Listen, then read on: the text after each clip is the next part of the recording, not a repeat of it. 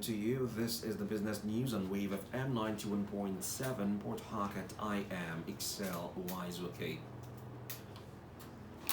The managing director of the Federal Airport Authority of Nigeria, Fan Olubemi, has cautioned state governments against embarking on airport projects without conducting thorough economic and feasibility assessments, warning that less than 10% of Nigerians currently travel by air. The fan stated this while speaking at an online public engagement over the weekend.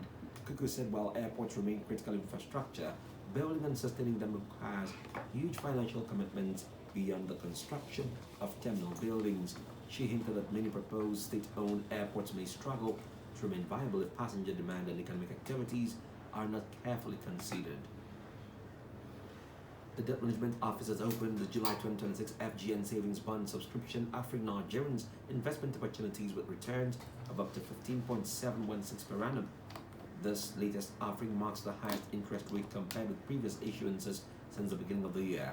The DMO announced the offer on behalf of the federal government of Nigeria, pursuant to the DMO Establishment Act 2003 and the Local Loans Act Cap L17-LFN 2004. According to the agency, the subscription window opened on 6th July and will run until 10th July 2026, with settlement scheduled for 15th July, providing retail investors access to low-risk, government-backed securities. The federal government has commenced efforts to streamline the over 270 taxes, levies, and statutory charges imposed on operators in Nigeria's oil and gas industry by commissioning global consulting firm PwC to undertake an international benchmarking of the country's fiscal regime. The Minister of State for Petroleum Resources, Oil, Heineken Labobiri, disclosed this while responding to concerns raised by indigenous oil producers during the opening ceremony of the 2026 Energy Week in Abuja. The minister's comments came shortly after the chairman of the Independent Petroleum Product Producers Group, Adegbite Falade, criticized the multiplicity of charges in the sector, describing Nigeria's oil and gas industry as perhaps the most taxed and levied in the world. On the foreign scene, Australian dock workers are demanding a 28-hour work week with no loss of pay as the use of artificial intelligence and automation expands across the country's ports.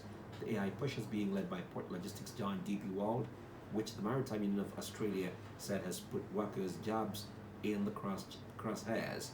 On the foreign exchange market, when US dollar traded for 1,410 naira at the parallel market, while the British pound selling for 1,800 naira.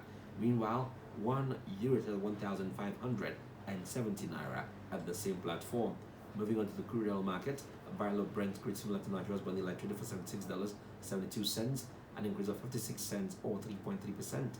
Similarly, the West Texas Intermediate sold for $72.73, an increase of 29 cents or an appreciation of 3.2%. And that's business news on Daybreak Nigeria this morning, compiled by Ayo Dungweru.